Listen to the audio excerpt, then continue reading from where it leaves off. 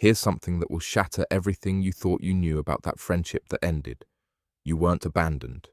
You were released from a psychological prison where you were never meant to thrive, only to serve. The narcissist didn't discard you because you weren't enough. They discarded you because you were becoming too much of yourself. Let me guess what happened. One day, you were their favorite person, their confidant, the one they couldn't live without. Then suddenly, without warning or reasonable explanation, you became invisible. The calls stopped. The warmth vanished. You were replaced, erased, as if the entire friendship had been a hallucination. And here's the part that's eating you alive. You're still trying to figure out what you did wrong. You're replaying conversations, analyzing your behavior, wondering which version of yourself wasn't good enough. You've convinced yourself that if you had just been more understanding, more available, more patient, they'd still be in your life. But that's the cruelest lie you've been conditioned to believe. Nietzsche warned us about this exact trap when he wrote about master and slave morality. The narcissist operates from a primitive hierarchy where people exist in only two categories: extensions of their ego or threats to it. You didn't fall from grace because grace was never real. What you experienced was a calculated system of control disguised as friendship. Carl Jung called this the shadow self, the parts of our psyche we refuse to acknowledge. The narcissist projects their shadow onto everyone around them, creating what psychologists call a false self, a manufactured persona built entirely on the validation they extract from others.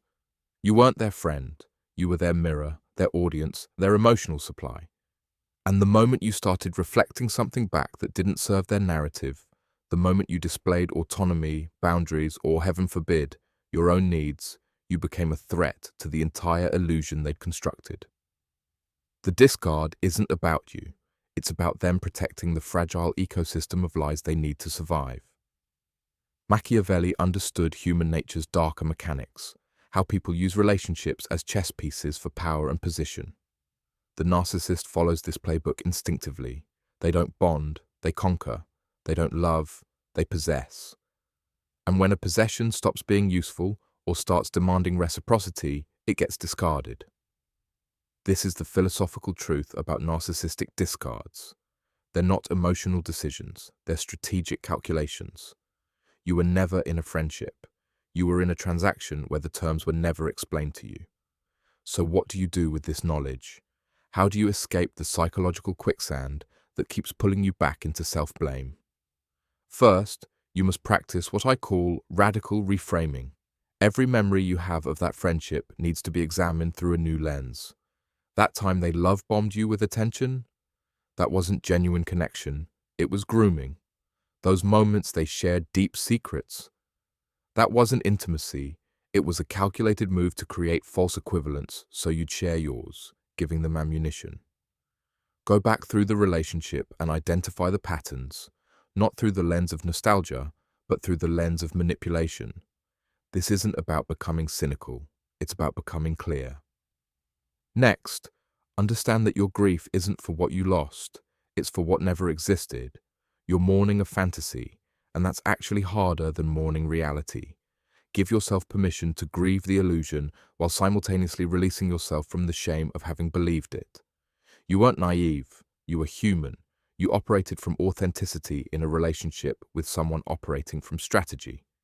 That's not a character flaw, that's a mismatch of operating systems. Then comes the crucial work of examining what Jung called your own shadow. Ask yourself the uncomfortable question: what wound inside me made this dynamic feel normal? Narcissists are brilliant at finding people who've been conditioned to overgive, to accept breadcrumbs, to silence their needs. They don't create these wounds, but they exploit them with surgical precision. Your healing isn't just about escaping them. It's about closing the door they entered through so no one else can use the same entrance. Finally, reclaim your narrative. You didn't lose a friend.